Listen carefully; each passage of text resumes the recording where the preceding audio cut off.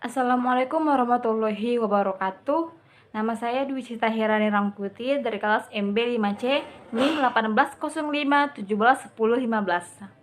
Di sini saya akan menjawab pertanyaan atau tes 3 dari Bapak mata kuliah Manajemen Kreativitas dan Inovasi. Tugas yang pertama atau soal yang pertama itu jelaskan perbedaan kreativitas dan inovasi. Kita mulai dari kreativitas terlebih dahulu. Kreativitas itu memikirkan suatu hal yang baru, menghasilkan gagasan, berhubungan dengan pengalaman. Jika menciptakan sesuatu yang baru, maka dapat dikatakan Anda telah menciptakannya. Kemudian itu inovasi. Inovasi membuat pemikiran yang disebut menjadi nyata, membawa gagasan tersebut ke dunia nyata dan berhubungan dengan suatu pengamatan. Jika salah satu itu bisa terwujud, nah, berarti Anda sudah benar-benar berhasil mewujudkan gagasan tersebut.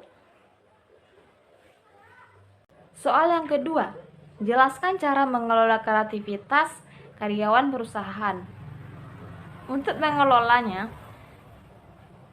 mengundang orang luar untuk melihat karyamu, dukungan untuk berkolaborasi secara langsung, kemudian gunakan permainan agar bekerja jauh lebih menyenangkan, diversifikasi dalam perusahaan, minta ide dari karyawan yang kreatif. Kemudian soal nomor 3, bagaimana bentuk-bentuk kreativitas karyawan perusahaan?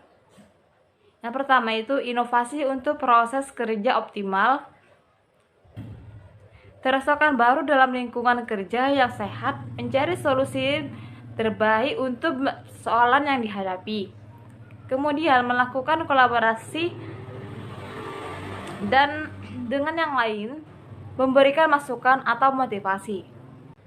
Kemudian itu soal nomor 4, jelaskan tahapan pengembangan produk perusahaan.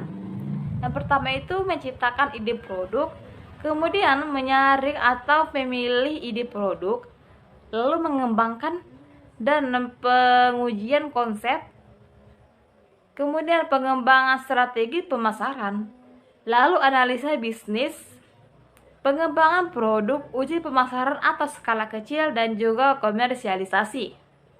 Kemudian soal nomor 5, jelaskan kebaikan dan keburukan inovasi terbuka bagi perusahaan. Kita mulai dari keuntungan terlebih dahulu. Pengurangan biaya pendataan dan pengembangan, kemudian potensi peningkatan produktivitas pembangunan, meningkatkan dalam akurasi untuk riset pasar dan penghargaan pengembangan, meningkatkan kinerja dalam perencanaan dan juga pelaksanaan proyek, potensi untuk sinergisme antara inovasi internal dan juga inovasi eksternal. Kemudian itu kekurangan, kemungkinan untuk mengungkapkan informasi yang telah dimasukkan untuk dibagikan. Potensi bagi organisasi tuan rumah untuk kalangan kerugian kompetitif maka akibat dari pengungkapan kekayaan intelektual. Kemudian soal nomor terakhir, jelaskan arti inovasi difusi. Inovasi difusi adalah teori tentang bagaimana sebuah ide dan teknologi baru tersebar dalam sebuah kebudayaan.